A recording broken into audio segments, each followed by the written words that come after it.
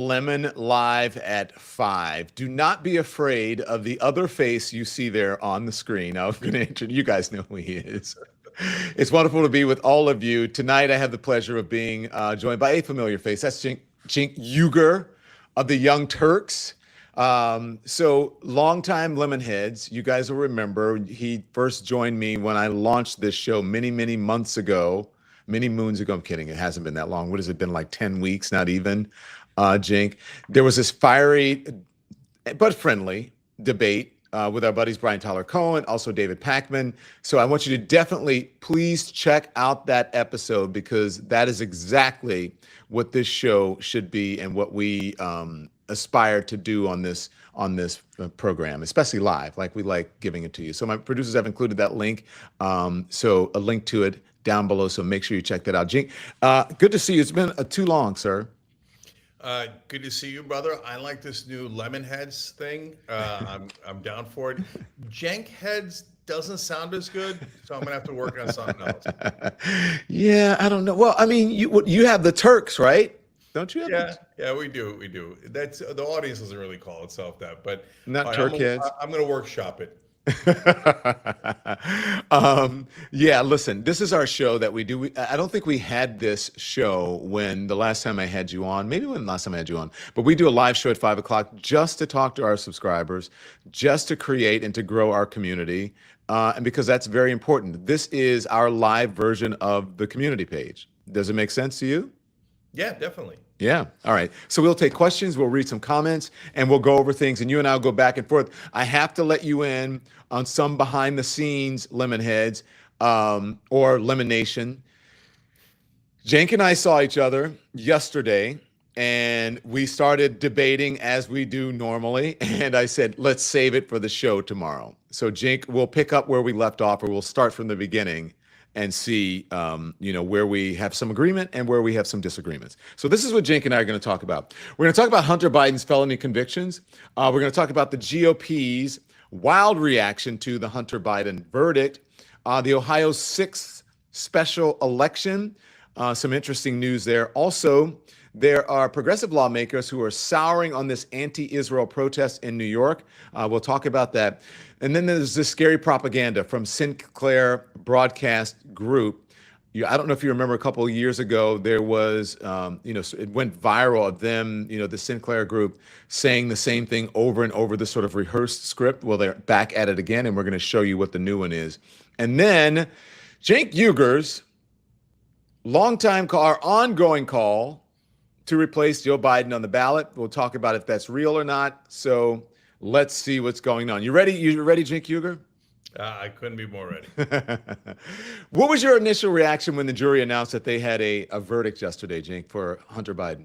I was just so distraught, devastated by what's happened to Joe Biden's son. No, I don't care. So there's only one thing that I care about. Look, Hunter Biden is not my cousin, so I don't know why I should care about him. No, I don't even like Joe Biden, so why would I care about his son? Second of all, Joe Biden's a kind of professional con man with his, expertise on both Ukrainian gas and modern art. It's kind of comical. But the charge was obviously political, and that's the thing that I care about. And it's the equivalent of a jaywalking ticket, but sending him to jail over that is. But by the way, don't get me wrong. It's hypocritical. It's outrageous. It's political. But if the right wing want this to be the new standard, it would be the strictest gun control in the country, and I'm happy to have it be in place. Let's just prosecute everyone just like we did for Hunter Biden. If you've ever smoked pot and you own a gun, that's it. You're going to jail. Okay. Okay. All right. So, Cenk, this is where you and I yesterday sort of disagreed. Not sort of. We do disagree, because I think, Hunter Biden did this to himself. I know that he has an issue. Listen, I understand his issue is addiction. I am sympathetic to that issue. I know that you're not in your right mind when you have addiction issues most often, right? Because that's why people have problems. Otherwise, he wouldn't have left his laptop. Otherwise, he would not have, images of him with crack cocaine or naked or with women or all of that. Obviously, he was not in his right mind. He wasn't operating, at full capacity. So I have empathy for that. But You sound, Cenk, like the MAGA folks who are saying this is a trumped up charge for Donald Trump. He's being prosecuted. He's been persecuted. No one is ever sentenced to that. It is a misdemeanor that they've somehow trumped up to be a felony. How is Yeah. it different?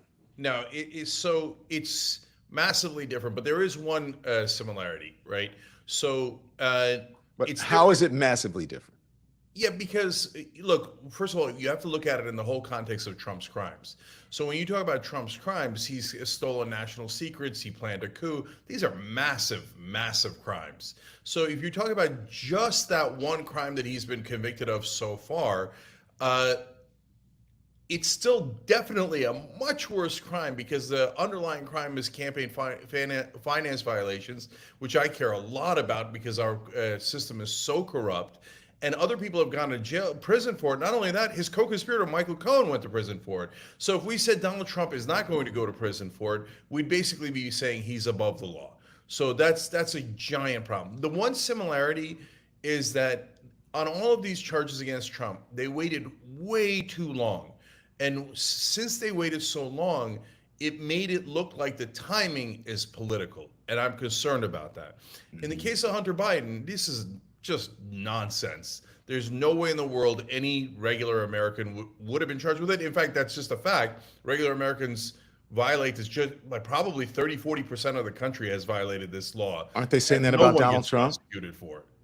Isn't that what MAGA is saying? Isn't that the Republicans are saying about Donald Trump? Yeah, no, that's not true. Is 40% of the country doing financial fraud and mislabeling their expenses in a way that's even a misdemeanor, let alone a felony? No, 40% of the, I hope 40% of the country isn't doing that. And so people misunderstand that crime completely. They think it's about sex. Who cares about the sex? I don't care that he slept with a porn star. I've never cared about that. He can sleep with 28 of them. I don't. I'm a progressive. I don't moralize. Isn't that in part how they That- found that- out? that But the his charge, co-conspirator Jake. already went to prison for it. Yes. Okay. Listen. And I'm not coming down on Hunter Biden. What I'm trying to do is get people to understand that you have to have the same standards for whether you're a Democrat or Republican or a liberal or progressive or conservative or whatever. You have to have the same standards.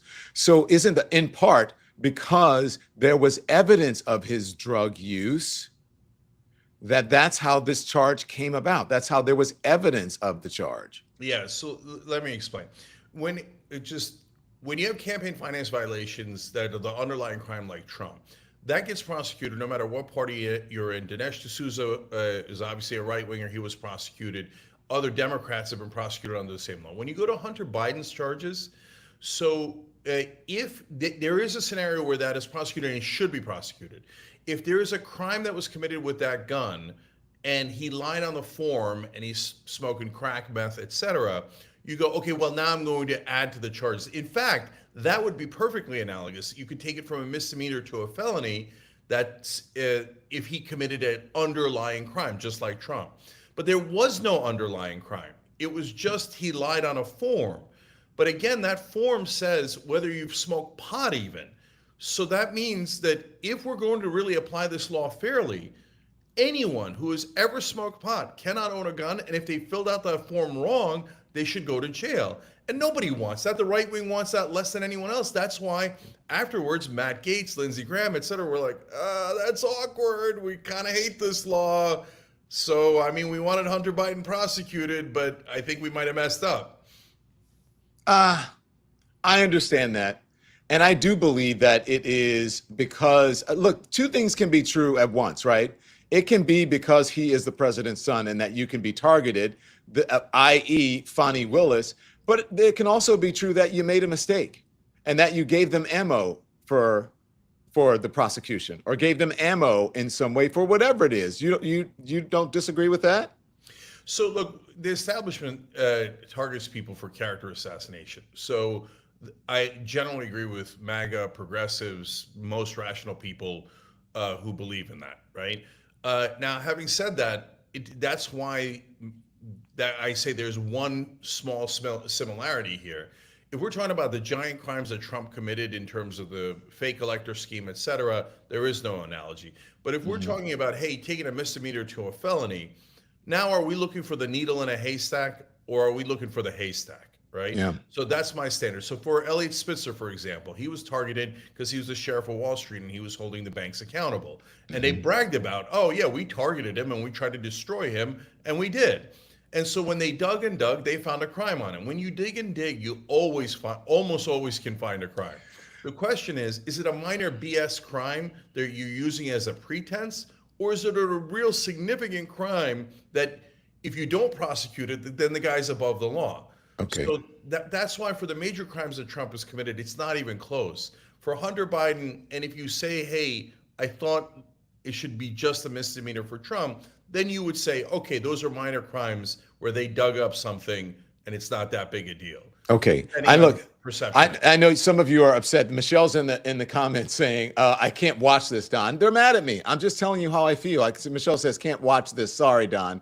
I know you guys are upset, but I think that you should have the same standards for everybody else, right? Just because it's a liberal or something that's being prosecuted, you cannot have a double standard on it. Listen, my heart goes out to Hunter Biden and the family. Let me just give you a context here. There was a panel of 6 men, 6 women deliberated for just 3 hours before delivering the verdict. The process was so swift that many members of the Biden family had already arrived at the courthouse in the morning to support Hunter and subsequently left to go get lunch. They were unable to even return in time. The First Lady Jill Biden was unable to be in the room with Hunter when the verdict was read. Now, here's the thing. Like I said, I believe you have to have the same standards. Do I think that they are targeting him? Yes. Do I think he gave them ammo? No pun intended.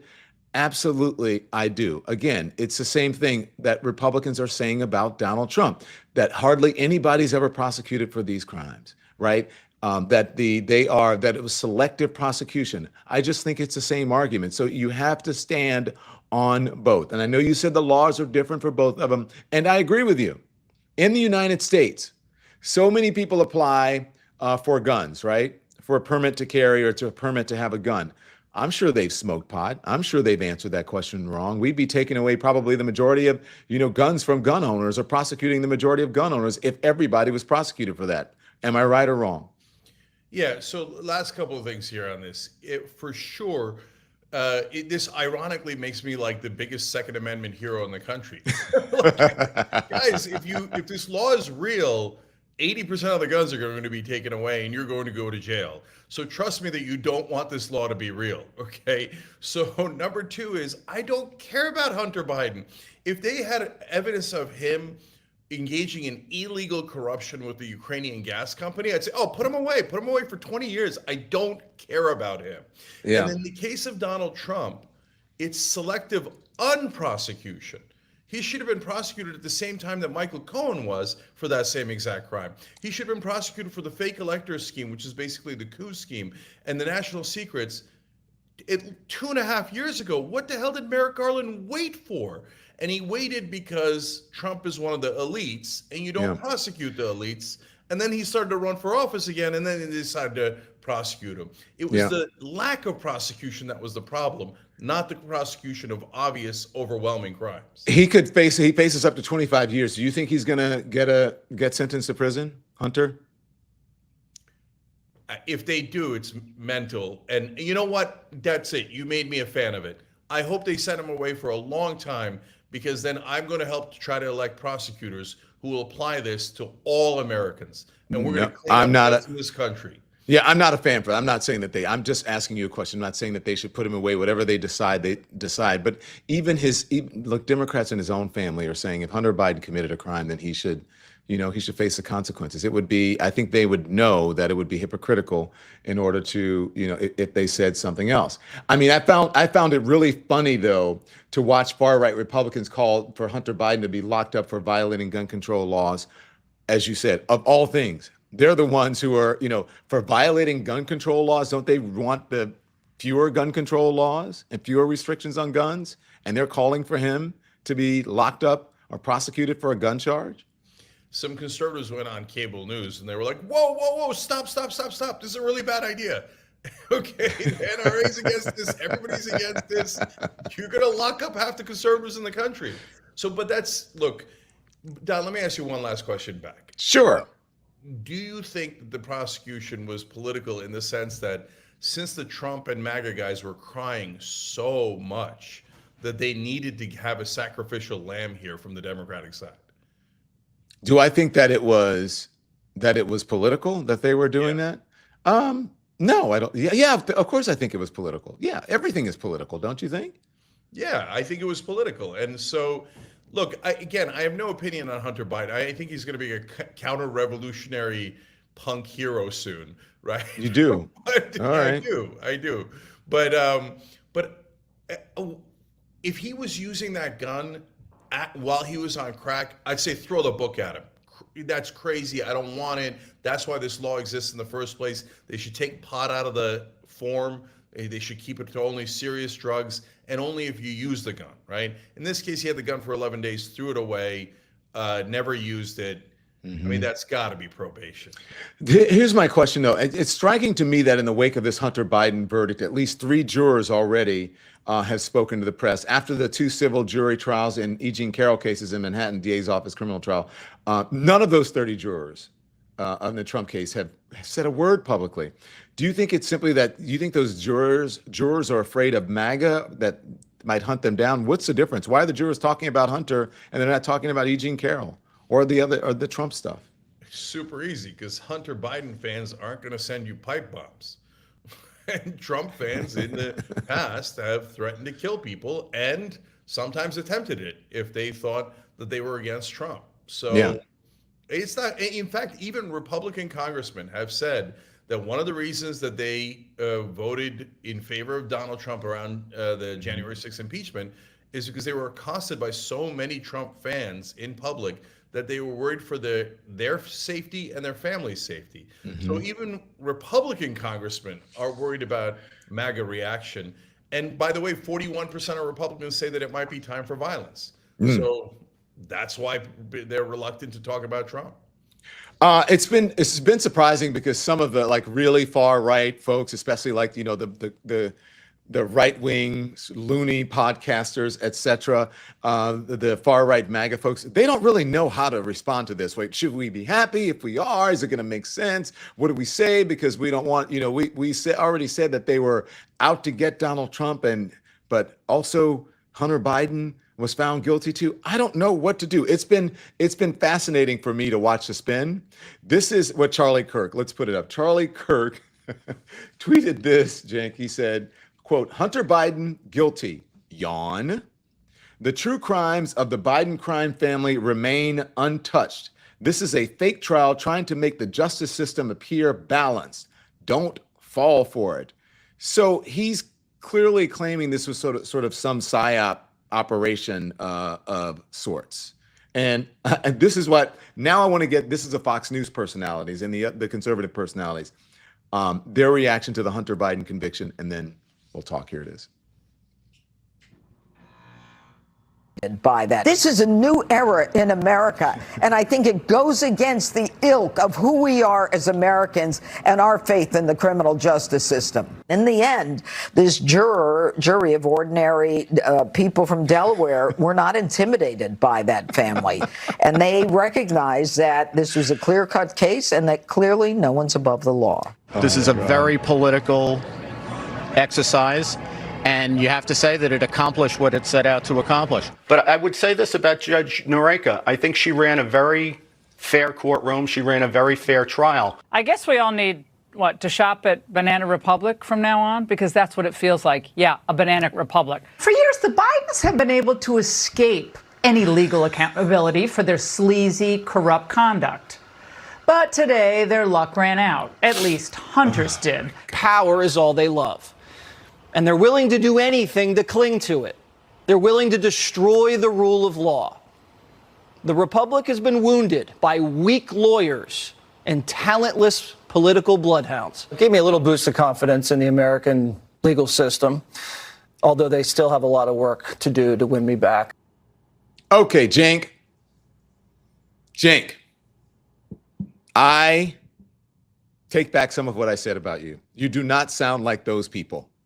You were saying that there's nuance in this, and you were pointing out the political nature of a charge like this. Okay, I get it. I don't agree with you 100%, but damn, you don't sound like those hypocrites who have, it appears, no morals in their body, no consistency over anything ever comes out of there. If it's a Democrat, there's one response. If it's a Republican, there's another response. Yeah, two things about that. So number one, their hypocrisy on this is unbelievable, and I pointed out in so many instances. So Kyle Rittenhouse gets acquitted by a jury. They're like, American justice system, no one's allowed to dispute that. That if once the jury weighs in, it's over. Trump gets convicted, and they're like, jury system doesn't mean anything. It's BS anyway. Acquittal or conviction means nothing. Well, which one is it, guys? Which one is it, right? So, and in my case, for example, like the Bob Menendez and Henry Cuellar are both Democrats, one in the Senate, one in the Congress, and they're being prosecuted for corruption. I love it. Okay, one's got money falling out of his suit and pants and gold bullion. The other one's dealing with the Azerbaijanis, etc. Why do I want crooks representing Democrats? I don't want that. But for Republicans, look, in a sense, I understand MAGA better than anyone else on the left because I also can't stand the establishment and I also can't stand the swamp, right? But I don't know why they keep excusing it for their own side. Like Ken Paxton in Texas is an obvious criminal. Why are you defending him? Donald Trump is an obvious con man and criminal. And you guys are all defending him like he's some sort of populist hero. He's not. He's an elitist billionaire. But the part where I really diverge from MAGA is when they lose their minds about conspiracies, like the Biden crime family. Guys, Biden has done massive systemic corruption, but it's all legal and it's annoying. It's terrible. It's the number one thing I want to get out of the system. He's done it just like every corporate Democrat and just like every corporate Republican and every Republican president. But he hasn't done anything illegal. If he had, I ran against him. I would have used it. Okay. All right. Look, some would take issue, and many people I'm sure are going to take issue of the corruption, but you're saying it is a system he's operating within a system. We've already talked about this, that you believe is corrupt, and he's used that system to the best of his ability to become president of the United States. Is that what you're saying? And to keep him employed politically. Okay. I mean, look, real quick on that. Yes. Mitch McConnell, Nancy Pelosi, and Joe Biden's close have all raised about $1 billion from corporations, large donors, etc. No one outside of mainstream media thinks that those were just for general charity. Everybody wanted something from those politicians and received it. That's why they're still in office, because they give good return on investment. Well, unfortunately, in our system, that's legal. A lot of people are upset because they said they haven't received anything from the administration that they would like to. But listen, that's neither here nor there. Here's the cognitive dissonance of the Republicans, because how can, on one hand, right, that Joe Biden is, cognitively declined. You know what they say, that Joe Biden they're saying, can't hold his, what. That Joe Biden is senile. They're saying all these things. I'm not. And all you have to do is turn on conservative media or read conservative media, and you'll hear and see all those things. But yes, somehow he has become this dictator that has weaponized the justice system somehow. And so I don't understand how he has weaponized the criminal justice system, but he has also at the same time allowed his son to be convicted of a crime where he could get 25 years in prison. Make it make sense for me, Cenk. Yeah. So look, you're 100% right about this. You can't be an addled old fool, right, and Don Bidino at the same time. And even if you were the head of this criminal enterprise, blah, blah, blah, then why did you put Senator Menendez under investigation, who's on your team and who's been on your team the entire time? Representative Cuellar, your own son. That doesn't make any sense at all. Don Bidino. That's really good. Don, I was going to do like a Tony Soprano thing, but I can't come up with one. This is something that I found on TikTok, and I think it's sometimes, the truth is often spoken in jest, right? It really points out. I think it really summarizes and sums up the hypocrisy on the right over this Hunter Biden thing. Watch this.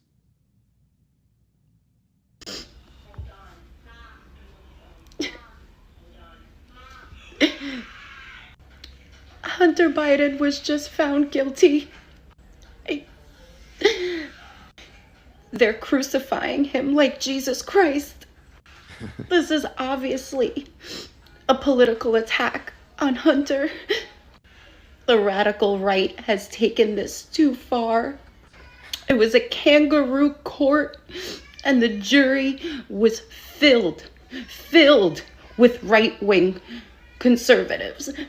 And Hunter did not get a fair trial.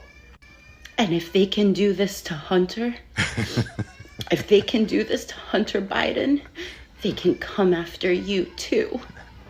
Joe Biden weaponized the DOJ against Hunter. Wait, that doesn't make any sense. So are you guys gonna accept that Donald Trump is guilty and, that he's a felon now? Or are you gonna start saying that Hunter Biden is innocent? Just so we know. Let me know in the comments. Bye. Cenk, what say you, sir? I'm embarrassed that it took me like 15, 20 seconds to figure out she was kidding. And that she was using a crying filter. I was thinking, is she an ex-girlfriend? Who cares this much about Hunter Biden? Cenk, okay, so that Hunter Biden that's behind us, we'll see. He's got to be sentenced. The president, I saw a picture of the president meeting him. He got out of the SUV, out of the motorcade, hugged his son, and he supports his son. He's put out several statements. So I hope that Hunter does okay after this. I hope that, I'm not saying anybody should go to prison or what have you. But also remember, I hope this takes the stigma off of addiction, and that this administration can focus on addiction, taking the stigma off, and actually supply more resources to helping people who have addictions like Hunter Biden. So let's move on. I want to pivot now, Cenk. This is I don't want to get too far into the weeds here, but I want to talk a couple of minutes about the election results of Ohio's 6th congressional district last night. Just to give you a little context, okay, about what happened in Ohio last night. Trump won Ohio's 6th congressional district by 30 points last time, nearly 90% white, and only 20% of the voters have a college degree. And yet the Republican running last night won by only 9 points. That is a whopping 20-point overperformance by Democrats in an extremely MAGA-loving district. My question to you, Cenk, is what do you make of the special election results in the 6th district in Ohio? And am I being silly to read anything into this? It is a June special election after all, but might the polling be wrong, and maybe Democrats or Joe Biden is not in such a dire position in the polls as people are predicting? Yeah, so that's not what I take out of it. And I know that it's hard not to get hopeful if you're a Democrat and thinking, okay, we got this. They're voting against MAGA. But I think that there's a couple of significant differences between Trump and the Trump clones. So the clones don't have the name recognition that Donald Trump has. They also don't have the charisma that Donald Trump has, and I know that makes me want to vomit as I say that, but he is entertaining, especially to his own followers, and they love his show. He puts on a show. And Angry Bob, who's a MAGA guy, is not entertaining or charming to anyone, right? So it only leaves the extreme positions that people disagree with without the celebrity and the shtick, and that makes it enormous, or the name recognition, and so that makes a giant difference. So Trump is seen as like a cult hero and a Jesus 2.0 to MAGA, but his apostles aren't. His apostles are just regular guys, and without the name recognition and just extreme positions, they wind up getting killed. So yeah. I don't think it translates to Trump versus Biden. You don't think at all? I mean, look, this is a heavily Republican district. Do you remember what happened in the midterms? You remember the red wave that never came? Right? Everyone said, oh, my gosh, Democrats are going to get killed. The Republicans are going to really outperform them. And the polls were wrong. The polls were slightly wrong in 2020. The polls in 2016 that people say were wrong, they were, well, it's hard to predict the Electoral College. But as far as the popular vote, the polls were right. The Electoral College, they were wrong. You don't think this has anything to do with the possibility that, hey, maybe people just aren't motivated in June on the Democratic side unless they have to go to the polls and vote, and then they do what they have to do? Yeah, no, I don't think so. No. And so here's why. A lot of the races, their number one problem is that no one knows either side. So if there's an incumbent in the race, people have voted for them in the past, they have a huge advantage. If they have more money, media talks about them more, big advantage, right? So, and if you're no one that anyone knows in a congressional election, you're toast, right? Whereas in a presidential election, everyone knows Trump and Biden already. They're not going to tune in late and go, oh, who's this Biden feller, right? Oh, I wonder who Trump is. Okay, I've never heard of him. No, they know both of these guys. They've been around for 50 years. So moving their opinion on one of these guys is much harder. It's easier to attack a random guy that has Trump's extreme positions, especially if there's an incumbent or someone running against them that seems to be at most neutral, right?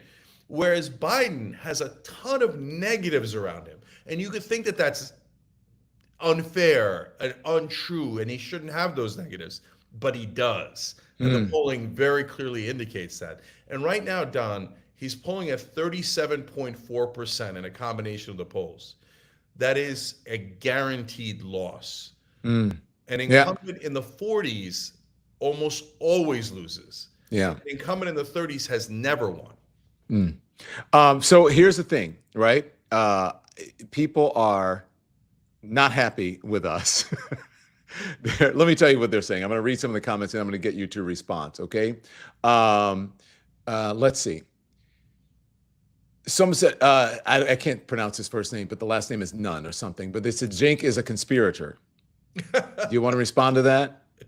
About what? I don't know. I assume about money in politics. It's about money in politics, and I assume that because you are running, you ran against Joe Biden. I think they think that you are inherently anti-Joe Biden and not going to have anything positive to say about him. Yeah, that's not at all true, guys. So, all right.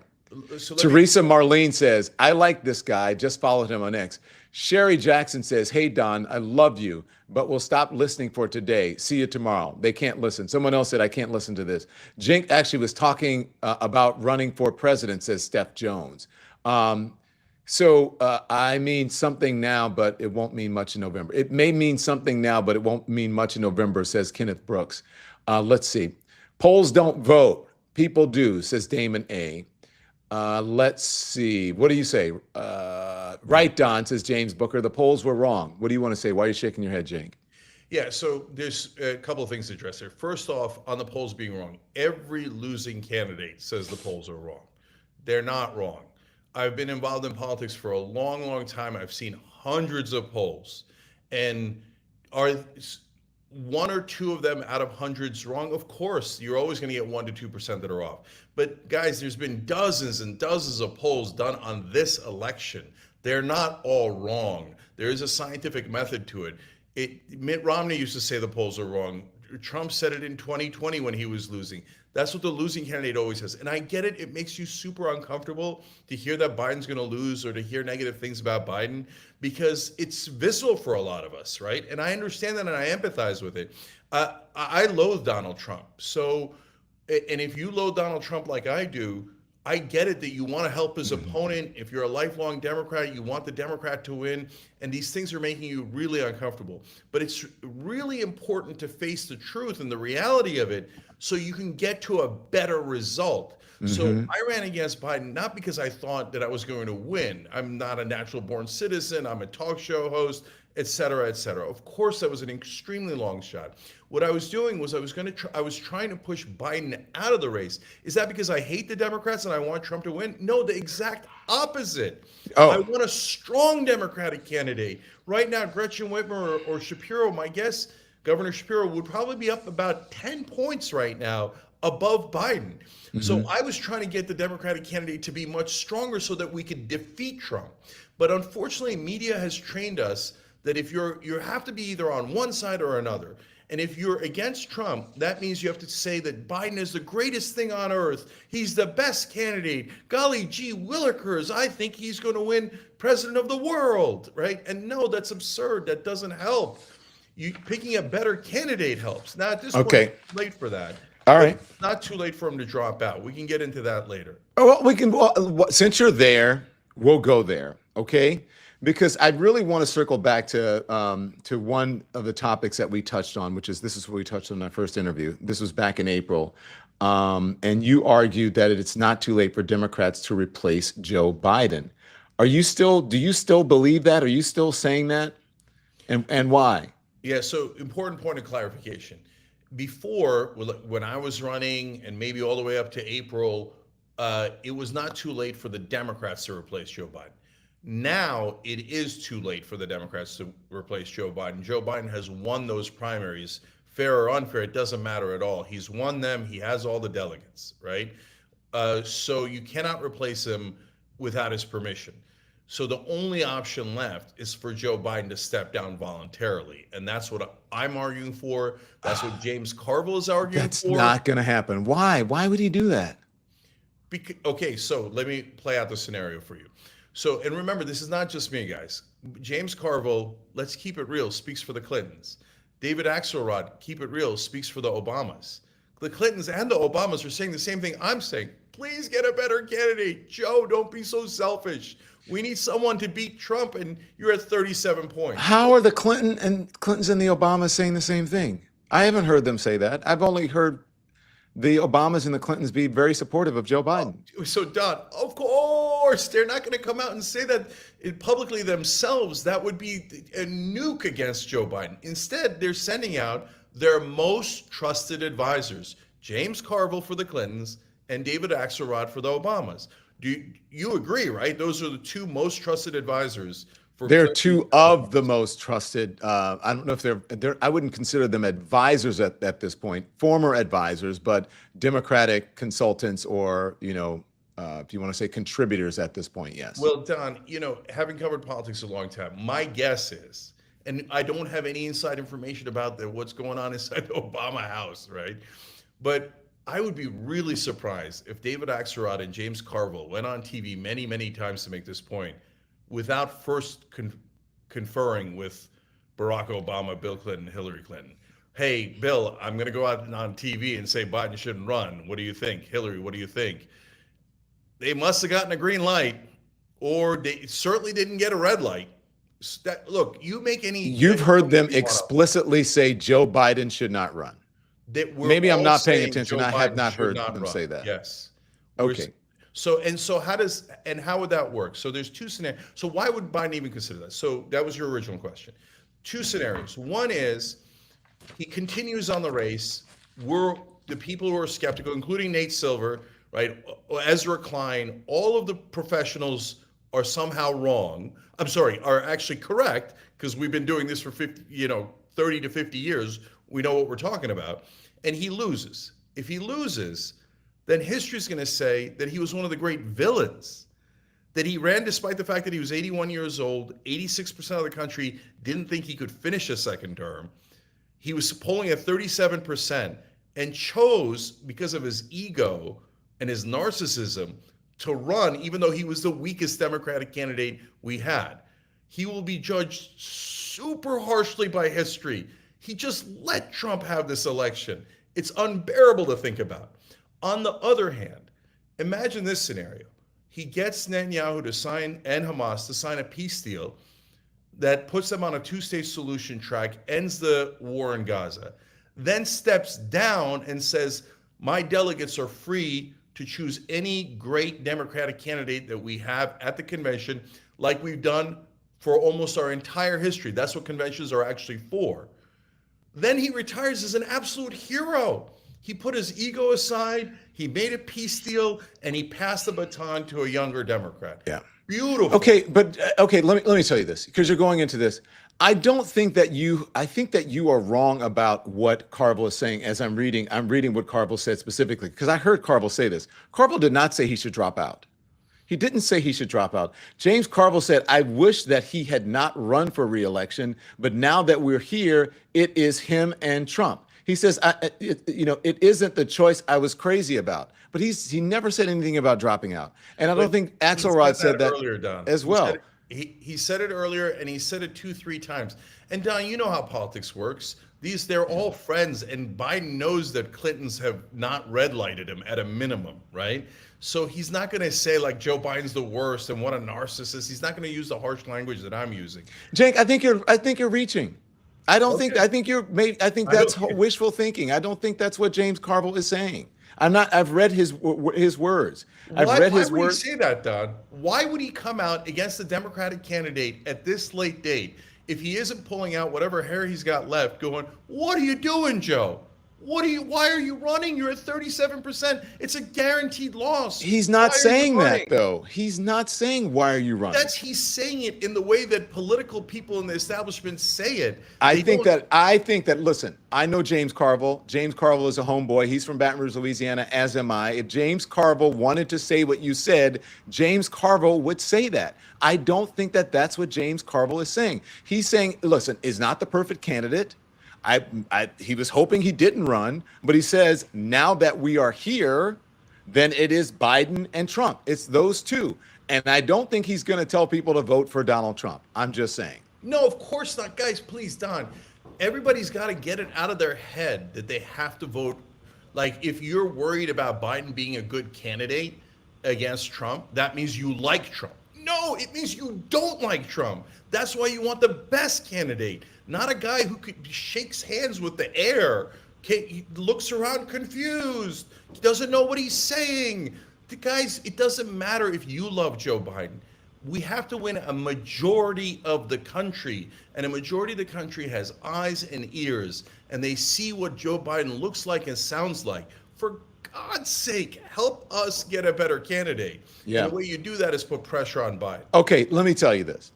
David Axelrod, again, I think that you have misconstrued his words because they asked about it. He posted on social media that Joe Biden should consider whether to stay in the 2024 race. Axelrod insisted in an interview that he was not calling on the president to suspend his campaign. It's overreacting to say, I told him to drop out, said the political architect. This is from Politico, of the former President Barack Obama's victories. I didn't do that. He is the only one to make the decision. And if his decision is no, I'm the best person to take this on, then he will, Axelrod said. So he's not saying he should drop out. He was very clear about it. Ron, he says that he's deeply worried about Biden.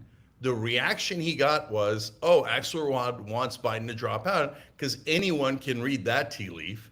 Then he says, whoa, it's an overreaction because I don't want to get the Obamas in trouble. That we're definitely pushing him out. Cenk, come on, considering what's on the line. Are you kidding me, Cenk? You're in La La Land with this. There is no way. David Axelrod, more than anyone, knows what's at stake come November of this year. Exactly. He's not going to be. That's why he doesn't want the terrible candidate in the race, and neither do the Obamas. Oh my gosh, Cenk, you're nuts. Okay, listen, guys, Don. When Biden loses and he gets humiliated and he loses all the swing states and maybe more, are you going to have me back on and say, "Oh my God, you were so right"? No, I'm not going to. Not about this, because I'm going to. That you're conflating two things. You're saying of course, there's a possibility that anybody can lose. There's a possibility that Trump can lose. But to put words into those two gentlemen's mouths, I don't think that that's fair. I don't think that that's what they're saying. And I know David Axelrod personally. I know James Carville personally. And if they wanted Joe Biden to drop out, they have enough clout, and they would say, Joe Biden, you need to drop out, and they're not saying that. Okay, so Don, it's okay. We have a fundamental disagreement about how political figures in the establishment deliver a message. Okay, great. I'll agree with that. Let's agree to agree on that part. We have a fundamental disagreement. But you still think that there's a possibility, and you said, here's why when I spoke with you. I don't know if you want to say it now. Yeah, here's sure. Why do you believe that? So first of all, here's another thing that is very unusual. putting a debate before the conventions. Never happens, right? So this debate's coming up really soon. So my guess, and again, I'm not alone in this guess, a lot of people think that this is what might be happening. It doesn't mean it's going to happen. It just Right. means there's a certain percentage chance. Okay. Basically, Biden is testing himself in the debates. And if he falls apart and it's an absolute disaster, he still has time to get out, and we have a regular convention and we pick a new candidate, which, by the way, would be, I could explain why that would be great for the Democratic Party. Okay, but go on. We don't have that much time. Hold but go on. But the other side of the coin is, if he does great and he beats Trump in the debate, of course he's not going to drop out. And then this will all end immediately. There'll be no more veiled references from Axelrod and Carville. I won't even say it. It'll be over, right? Then, okay, let's beat Trump in any way that we can. Good luck to us. But if he does super poorly, yeah, what I'm saying is going to be a cacophony. Everyone's going to be saying it. But you said you believe that they were, you said warming up the bench. What did you say to me? Yeah. So right now, Shapiro's already on TV. Whitmer's going to come on TV soon. They're warming up the bullpen. So they're trying out these folks in case there is a contested convention. And I can tell you about that scenario. And again, Ezra Klein argued for it in a podcast for the New York Times. Yeah. Nate Silver gets it. We all get it. It's not that crazy. Okay, I understand. But that is part of the strategy to get the Biden message out. I don't believe it's part of a strategy to replace him. As a matter of fact, I talked to Cory Booker about that same scenario that you're saying, and I asked him the question. This is what he told me no more than, I think this was on Friday of last week. Watch this. On it is messaging. Now, I will tell you, it's a 4-lap race, and Biden's in his last lap, and I promise you there's going to be a kick.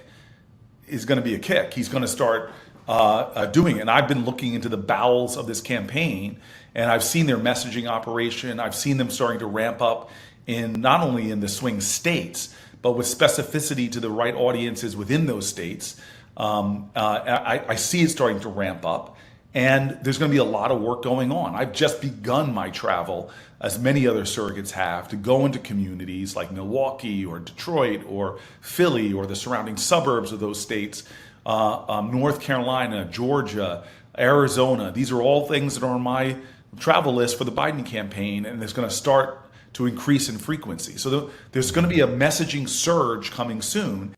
Okay, so a messaging surge coming soon from the folks in the Democratic Party, popular folks like Cory Booker, like Josh Shapiro, like Gretchen Whitmer, and so on, to go out and get the president's message across. You have Mitch Landrieu and from Louisiana, who's part of the administration as well. He's out there on the stomp as well. Isn't this naturally what happens during presidential campaigns, that the folks who are popular within the party go out as surrogates and go on, to messaging in the media? It seems like a normal part of a presidential campaign. Why is it a conspiracy theory about they're putting these people out because there are, you said, warming up the bullpen for Joe Biden? It just seems like a conspiracy theory. But, okay, all right. So let me start with what I think that Booker is definitely right about, what he might be right about, and what he's definitely wrong about. So what's he definitely right about? Do they use surrogates, Don, especially in the home stretch of the campaign? Of course. So will they use Booker and Harris and Whitmer and all those guys as surrogates, especially past the convention? Definitely. That is very normal, right? The might be is, yeah, he might be right that they're starting that early. And I might, and again, it's not just me, and it's not conspiratorial, guys. It's a lot of people, even within the establishment, who are writing articles, who are doing podcasts, who are having a discussion about how would this work? Is it possible?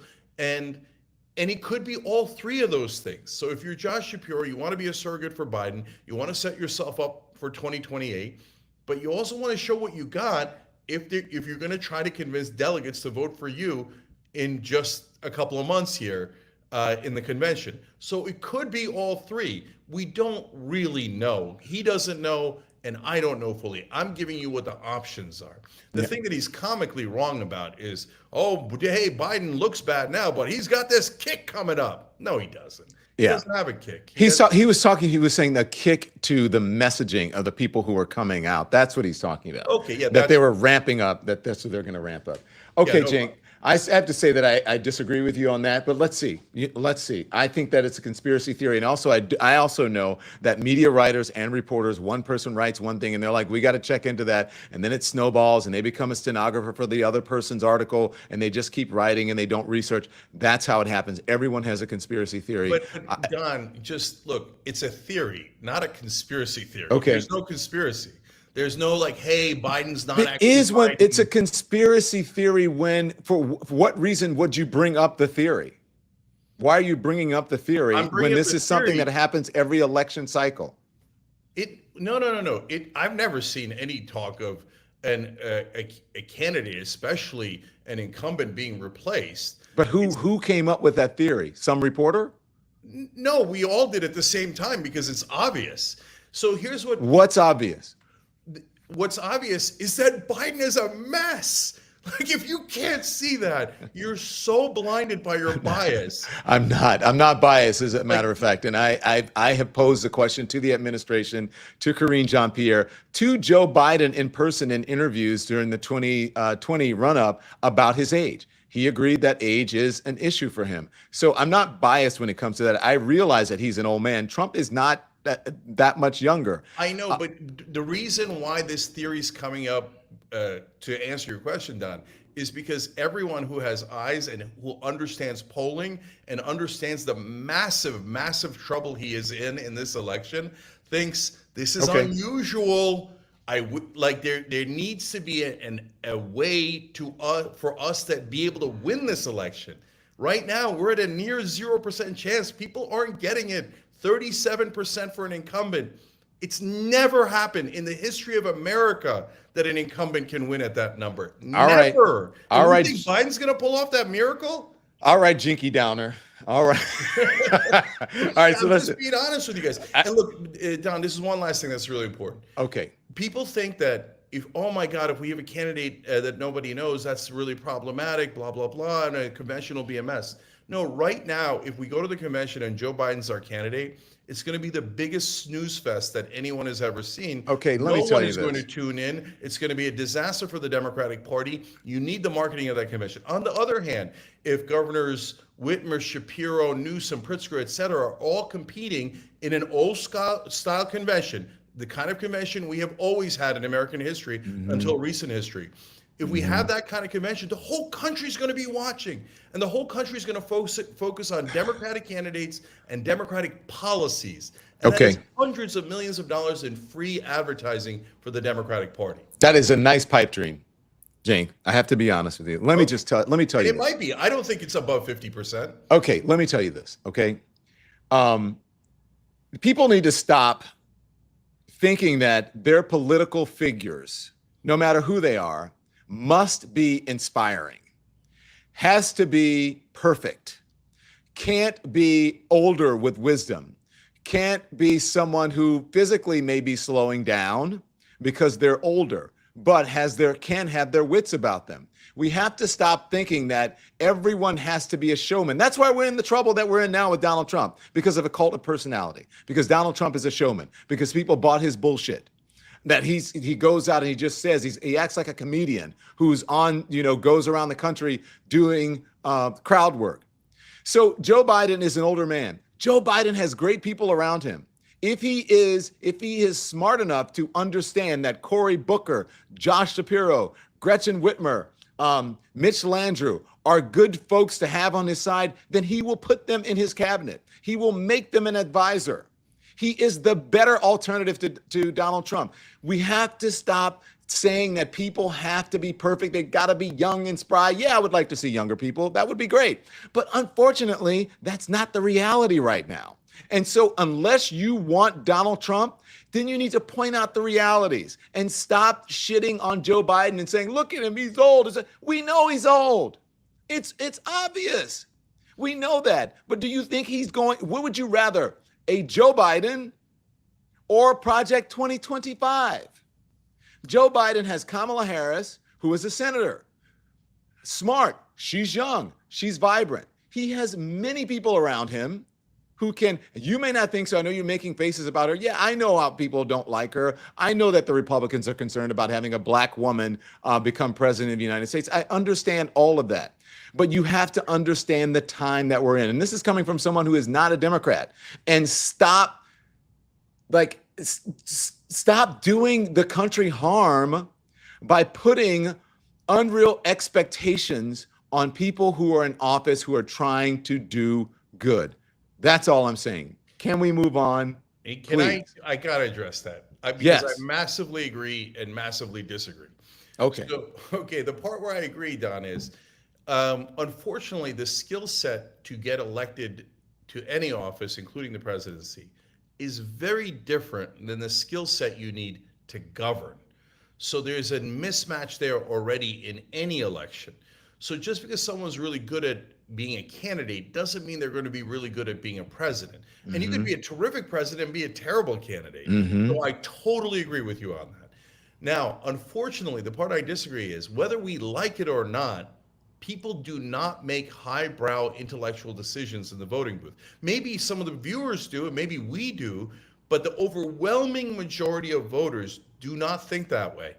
And they do care about having someone who's dynamic and entertaining, and you could say, oh, that's terrible, they shouldn't, but they do. No, I just say that. I mean, in every single politician. Some politicians are boring. Some politicians are young. Some politicians are old.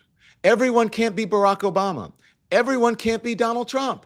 So I think within the last 2 election cycles, or 3 election cycles, we've had very dynamic people who were president of the United States and who were run. Barack Obama is a once in a generation, a once in a lifetime historic figure. And I believe, look, and similar for Bill Clinton's talents as a politician.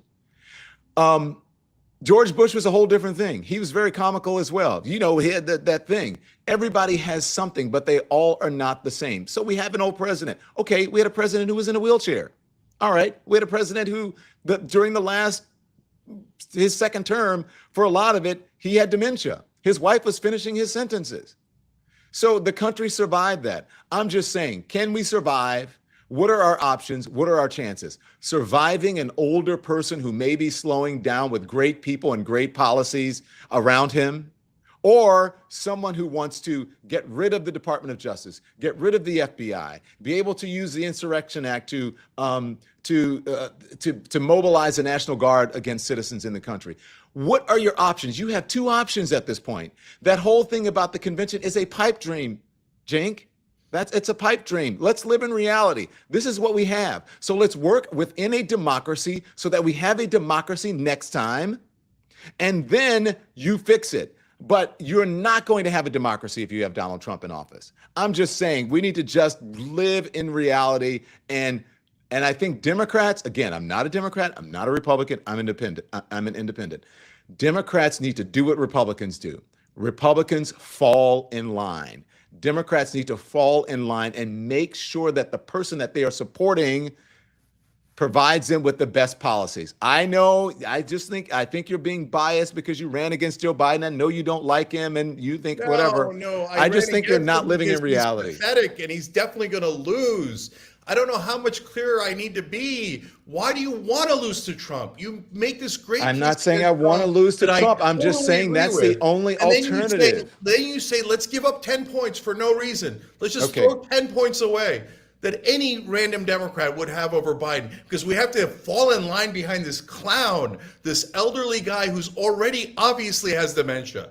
And so, we're going to fall behind the dementia guy? Why? Who do you want? Someone who has no name recognition? Let's try to find the new Obama. Someone who has no history? Instead of going with the addled old man who 86% of Americans think can't finish a second term. We're spitting in the face of the American people who are clearly saying we don't want this guy. Okay, let's move on. Okay. Again, we'll agree to disagree. Yeah. Cenk, I want to ask you, though, this is because I know you've been very passionate about this. I have a couple more things to ask you, and then I'm going to let you go. But this is very important. So you've been very outspoken when it comes to the war on Gaza. In fact, probably the most contentious topic during the debate episode with that we had with Brian Tyler Green and with David Pakman. And again, I recommend everyone go out and watch that. Okay, so I just want to get your reaction on what appears to be this vibe shift that's going on within the Democratic Party, at least some progressive lawmakers within the last 2 days. And to give our viewers some context, our listeners some context as well, on Monday night, pro-Palestinian demonstrators gathered outside the Nova exhibit in Lower Manhattan. This exhibit pays tribute to about 300 young people who were killed at the music festival on October 7th. It is a fascinating exhibit. I would tell everyone should go and see this if they can. They extended it here in New York, and it's going to run around. It's going to travel around the country. Some of the rhetoric of the protesters, though, who were out there was troubling. Some demonstrators held up Hamas flags. Some reportedly said Hitler was right. I just want to throw in, this is a tweet. It's from Alexandria Ocasio-Cortez, someone who has been very critical of Netanyahu and the IDF. And the tweet says, the callousness, the dehumanization of and targeting of Jews on display at last night's protest outside the Nova Festival exhibit was atrocious anti-Semitism, plain and simple. Anti-Semitism has no place in our city, nor any broader movement that centers human dignity and liberation. We also have remarks from the mayor of New York City, Eric Adams. Let's play it. My fellow New Yorkers, in this country, we must always protect the right to free speech. But I have a moral obligation to speak out when the messages that some New Yorkers are sharing go beyond the pale. Yesterday, outside an exhibit in Lower Manhattan commemorating those massacred at the Nova Music Festival on October 7th, protesters waved Hezbollah and Hamas flags. At other protests, they carried banners reading, "Long live October 7th." And one person even yelled, he wishes, a quote, Hitler was still here. He would have wiped all of you out. These are reprehensible and vile comments. I, and every New Yorker who stands for peace, stand united against them. I always speak up for what's right, and what we saw last night was wrong. So, Cenk, a couple of questions for you here. One, are you surprised by the tone that AOC took? And secondly, how do progressives who are demanding a ceasefire start cracking down on the pretty scary anti-Semitism that is emerging from some of these protests? Okay, first of all, AOC is completely right. This is a no-brainer, super easy to condemn those comments. And those comments are both morally reprehensible and also wildly counterproductive. If you want to help the Palestinians and save lives in Gaza, saying things that are anti-Semitic is only going to hurt the cause. It's only going to get people to dig in more and say, well, that's it. We have to get, and equate Hamas and Palestinians and all that nonsense. So it is just morally bankrupt to do it in all scenarios. So that's easy. But Don, I don't think that's the major story here. I think the major story is we're having a giant national conversation about a couple of people who are losers and idiots saying anti-Semitic comments. And the mayor of New York is doing a giant press conference about it. Well, worse things have been said to me just today, and 10 times more, 20 times more. Is there giant press conferences about all the hate against Muslims in this country and all the comments that are nonstop in social media and in the real world about how we should all die and we're worthless and the Palestinians have no rights and who cares about them and they should all be massacred? Is there giant press conferences about that? No, because nobody cares about Muslims. So I love that people are looking out for my Jewish brothers and sisters, but can we also look out for Muslim Americans? Or is this just going to be, hey, we found 2 anti-Semitic comments. Everybody do a press conference. Let's all have a giant thing. Oh, we found 2 million anti-Muslim comments. No one cares. Who cares? Listen, I understand what you're saying. And to an extent, I agree with you. But this was outside. If there were protesters outside of a Muslim or outside of a Palestinian or a Gaza exhibit that shows the horrors of what's happening in Gaza, and they were yelling outside, death to Gazans or what have you, then we would be having this conversation. No, we wouldn't, because that already happened. Okay, because Don, there was no art exhibit, so there's 300 poor people that got killed that art exhibit is picturing, and it breaks my heart to see that. Yeah, there's 37,000 dead. Nobody bothered to do an art exhibit about that, but they did do peace protests. And then when they did peace protests, well, Cenk, a guy, listen, don't get me wrong, ran over a little old lady, and no one did a press conference Cenk, about it. Don't get me wrong. Cenk, I lost you. What happened? We lost Cenk. Oh my goodness. Okay, I think we lost Cenk's internet. Cenk, if you can hear me, try to come back on. Anyways, sorry about that. Cenk froze right during something that was very pivotal. What I was going to say is that I understand and I actually empathize with the Palestinians, with what's happening in Gaza, but specifically I was talking about an exhibit that was about October 7th, showing the horrors of what happened to Jewish people. If there was an exhibit for what happened and showing the horrors of what's going on in Gaza and Palestine, and people were out there doing the same thing, we would be having that conversation on this program, is what I was saying.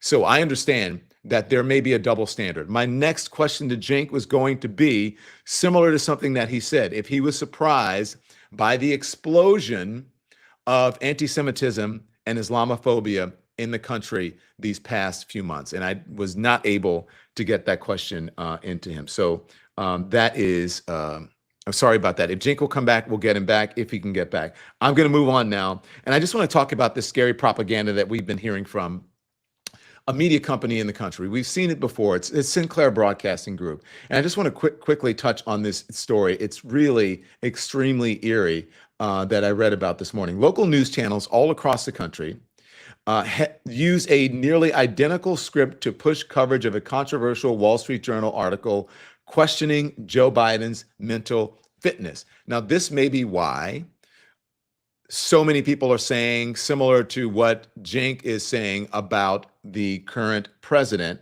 because there are media organizations and groups who have agendas, and they're doing things like this. Anchors on dozens of channels owned by Sinclair Broadcasting, a conservative broadcast media owning company, parroted the story in an apparently coordinated fashion. Let's play it. Here it is.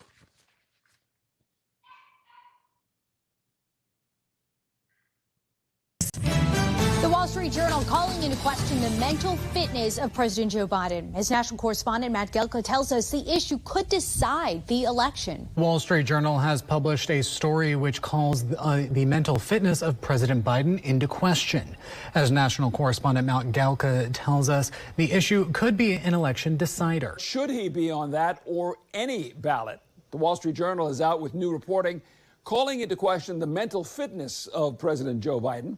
As national correspondent Matt Gelka tells us, the issue could be an election decider. As the Wall Street Journal is out with reporting calling into question the mental fitness of President Biden. We want to know, are you worried about President Biden's mental fitness? As national correspondent Matt Gelka tells us, the issue could be an election decider. As the Wall Street Journal is out with new reporting calling into question the mental fitness of President Joe Biden. And as national correspondent Matt Gelka tells us, the issue could be an election decider. Lawmakers think this can be an election decider. Okay, so that's what I was saying. Don't fall for the okie doke all the time. Look, I don't know. I'm not around President Biden all the time. So I don't know. I just know that there are agendas around things that we are not aware of and that we should be aware of, and that people can push agendas and they can push people to think in certain ways, especially it happens a lot in conservative media where they do these things and they do it with abandon. Now, obviously, that if you're going to go on a liberal network, they may say certain things, but they're not going to have the exact same script. Obviously, there was a script, and this has happened before with Sinclair, Go look it up online. They said the same thing a couple years ago. I remember reporting on it when I was on CNN, of them saying, reading the exact same script. So just be aware of things, people. I'm going to tell you, I get passionate about things. I get passionate about that. I don't know what's going to happen with Joe Biden, but I do think that we need to be careful about what we say about people. We need to be careful about what our choices are. We have to live in reality, and we should be aware of people's agendas and motivations. And I like to keep it real on this show. I tell you how I feel. I can tell you how I feel here, even more so than when I was on cable news. I'm going to give it to you straight here. I'm going to tell you exactly how I feel here. This is real talk. Okay, we're going to call this Real Talk with Don Lemon on Lemon Live at 5. You may disagree with me on certain things, especially I'm sure you guys were upset with me the way I felt about Hunter Biden. I'm not saying Hunter Biden's a bad person. Actually, from everyone I hear, even from his ex-girlfriends, even from the mother of his child, that she says he is a nice man, that he is inspirational to her. He made a mistake, and now he's paying for it. Two things can be possible at once. He can be targeted by the Republicans, and he could also have done what they said he did. Those two things can happen. Unfortunately, he's being targeted because he's the president's son. Okay.